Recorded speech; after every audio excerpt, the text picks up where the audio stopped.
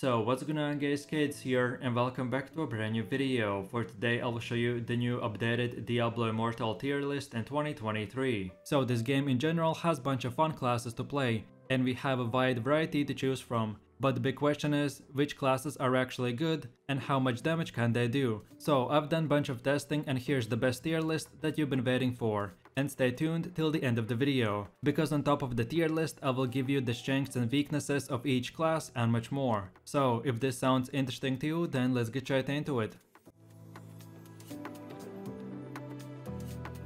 So then moving over to the first class, which is the Demon Hunter, and she gets to be placed in the S tier. So the popular Demon Hunter class from Diablo 3 returns to Diablo Immortal with a devastating arsenal of powerful abilities. She can do insane amount of damage to groups of enemies while moving around the battlefield at a safe distance, which makes her amazing for leveling, farming and endgame dungeons. The Demon Hunter is the best class for single target damage, which makes you very useful in group content. So then as far as your pros go, the Demon Hunter can move while shooting their auto attacks. This allows them to consistently deal damage while positioning themselves out of harm's way. The best part is that you can use abilities while moving and auto attacking, so this turns you into a death machine. And then lastly, if this wasn't good enough, then you can simultaneously activate your Vengeance and Reign of Vengeance skills to become the highest single target damage dealer in the game. Since most mobs die easily in Diablo Immortal, building towards a single target build is always the way to go. So then moving over to the cons, and Demon Hunters always lack in crowd control. The best skill in your arsenal is the multi-shot ability, which has great range and spread, but once that's on cooldown, you're left with mostly auto attacks. It also doesn't help that you're one of the squishiest classes in the game, so you will need good positioning and quick decision making, which makes this class not the easiest to pick up for new players. So then in my quick summary, the Demon Hunter is really good at PvE damage and dodging attacks from the bosses, which makes her one of the best classes for farming and group dungeons. Overall, she has the highest single target DPS in the game, and she thrives when fighting at range. And even though the Demon Hunters are slower than other classes, they can do damage while moving. So if you are looking for a very high damage class with a fun gameplay, then this is the one for you. So then moving over to the second class, which is called Barbarian, and he gets to be included right in the S tier. So Barbarian is a savage fighter class that uses brutal attacks to crush his enemies. His amazing abilities to wipe out hordes of enemies with the AoE attacks makes him a great choice for leveling and farming. The Barbarian is an aggressive class that is constantly getting up close and personal to deliver devastating attacks. This class is the king of melee combat, so you will have to be most of the time in the heat of the battle, whether you're fighting monsters by yourself or leading your team into battle. Barbarian has many different skills that have crowd control, which allows you to endlessly pin down your enemies. And on top of being one of the best solo player classes, the Barbarian has some of the best group buffs in the game, once you get the correct legendary items, which makes this class must have in any group content. So then as far as your pros go, the Barbarian is one of the fastest characters in the game, and when using the right legendary items, you can give a speed boost to the rest of your teammates. On top of being insanely fast, they are also impressively strong,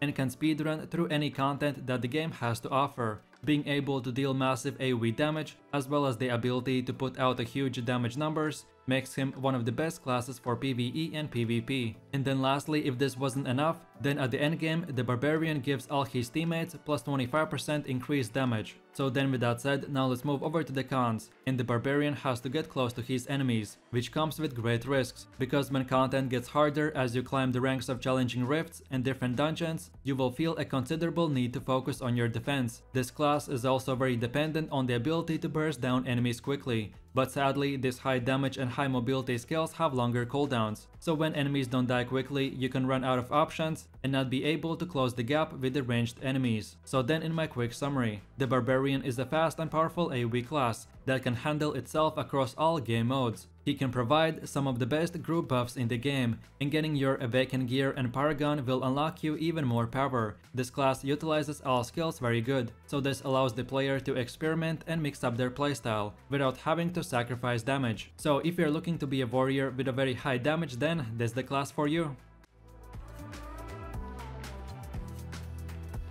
So then going over to the next class, which is the Necromancer, and we will put him right in the A tier. So Necromancer is the master of manipulating life and death. With strong AoE and crowd control abilities as well as summons, he can deal massive amounts of damage. This class is basically really good at almost all roles. Its powerful summons make it by far the best class for solo content, and your strong support abilities provide a great utility in group content. And then lastly, corpses provide a unique resource to Necromancer that is unavailable to any other class, that you can manage to achieve super high damage. So then moving over to the pros, and Necromancer is very versatile and he excels at surviving and keeping his allies and minions alive. One of his abilities can taunt monsters, forcing all enemies nearby to attack you for a short time. One of your best gear pieces give you and your party a buff with 5 charges that can absorb 5 attacks no matter how much damage they do. So this is a very useful tool to use in endgame raids. Then as far as your cons go, Necromancer's only option for mobility is the Rat form,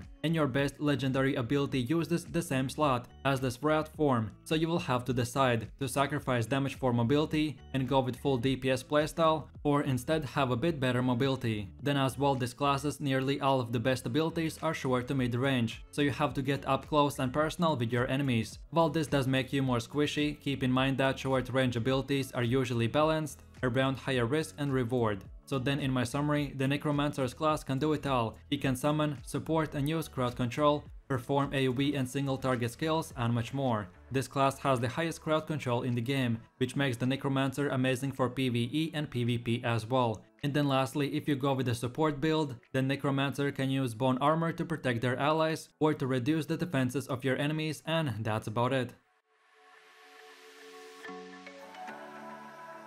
So then going over to the next class, which is the Crusader, and he gets to be included right next to the Necromancer. So the Crusader is a paladin that wants to remove all evil from this world. The Crusader charges forwards on their glorious mission, leading your party with high AoE damage, incredible speed and party-wide buffs. As the Crusader, you will quickly crush groups of weak enemies, as almost every skill at your disposal is very good at AoE based damage. So then moving over to the pros, and the Crusader is a melee and AoE damage based class with the fastest overall movement speed in the game. If damage becomes a problem, then Crusader has defensive skills such as Punish for improved block chance or Conjuring of Light to make you and your party invulnerable for a short duration. Crusaders also fill a party role as a tank/scout, dealing AoE damage to trash monsters, triggering events and pulling enemies together to then use big AoE skills. Overall, the Crusaders are top tier choice for their high AoE damage, incredible movement speed, impressive defensive skills, and very effective party buffs. So then as far as your weaknesses go, Crusader is vulnerable to stuns and interrupts, causing you to immediately lose the entire duration of your ability. Most builds for this class relies on casting other skills before casting your main damage dealer, so this further decreases your damage during stuns and interrupts. Crusaders have poor single target damage and high cooldown duration skills. This leads to many situations where all of your skills are on cooldown, leaving you with only lackluster primary skill. As a result, certain bosses can be difficult to kill in challenging rifts. So then in my quick summary, Crusaders are melee and AoE damage based class with the fastest overall movement speed in the game. This class is very good at AoE damage, but you can be out damaged by other classes at single target DPS, and that's about it.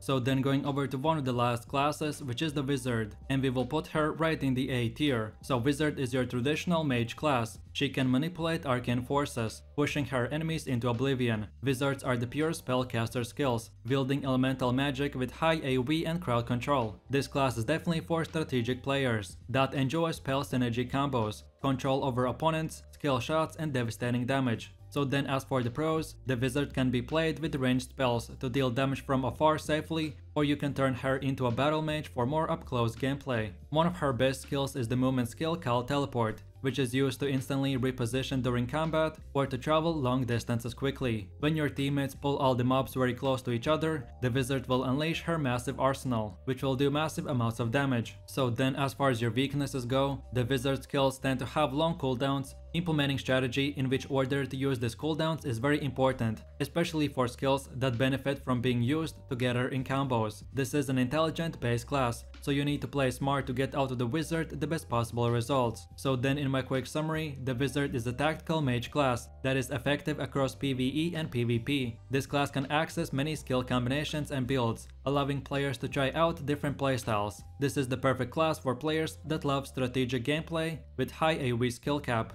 And then lastly, as a wizard, you will get access to very cool and massive AoE abilities like Black Hole, Arcane Wind, Meteor, and much more. So if you want to be a mage and a massive damage dealer, then this is the class for you. So then moving over to the last and final class, which is the monk, and we will place him right in the B tier. So the monk is a master of martial arts. He is a fast-paced fighter class that in PvE can deal quick hits and does pretty nice DPS. With the power of gods in his fist, the monk performs attacks together to destroy his enemies, resulting in a fast and agile melee fighting class. The combat for monk is action-packed, and you will be able to use different skills together to create a bunch of devastating combos to destroy all the strong targets. So then moving over to your pros, and the monk is a melee damage class with the biggest arsenal of group support skills in the game, but this does not force you to assume a dedicated support role in parties, so you can carry your own weight in a group, and your support skills increase your viability and adds more exciting elements to the class. Even without going full support, you can give up one skill for protecting or buffing your teammates and much more. The overall mobility of the monk is high, with being able to dash around in any direction, allowing you to control the battlefield. So then as far as your weaknesses go, while the monk has a variety of skills available to them, most of them are situational, which leads to less variety in actual builds. Especially in solo content, there's little variety because the DPS options are quite limited. Monk's main single target ability is a pet skill. If they get distracted, you can easily find yourself slowly losing DPS against stronger bosses. And then lastly, you are required to use skills in the right order for the best efficiency possible, which makes the class more difficult to play and easy to interrupt. So then in my final conclusions, the monk is a swift and agile melee class with a lots of utility and defensive skills for both themselves and their party. With the right legendary items, you're able to turn your defensive skills into even more devastating damage abilities or to improve your original effects. So if you want a good solo class, experience fast-paced action, and be able to help out your friends, the monk is the right choice for you, so have fun. And with that said, I really do appreciate everyone for watching, guys, and I hope you enjoyed it. If you have any suggestions, feedback, or other good Diablo Immortal classes or guides that you would like to see in the next video, then feel free to leave your comments in the comment section down below. And while you're doing that, please click like, subscribe, and enable that notification bell, so this way you could support the channel and you won't miss any more amazing content from me. With all this said, you have an amazing day, and I will catch you in my next video. So take it easy, peace.